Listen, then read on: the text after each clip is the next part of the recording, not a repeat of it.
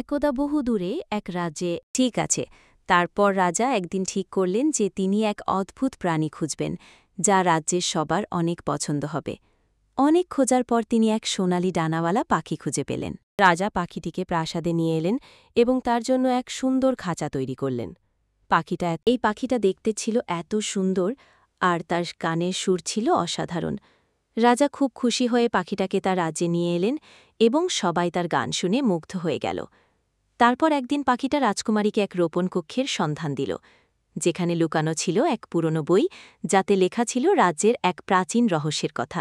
রাজকুমারী বইটি পড়ে জানতে পারল যে তাদের রাজ্যে এক লুকানো গুপ্তধন। রাজকুমারী বইটি পড়ে জানতে পারল যে তাদের রাজ্যে একসময় এক শক্তিশালী জাদুকর ছিল, যে তার জাদু একটি বাক্সের মধ্যে লুকিয়ে রেখেছিল।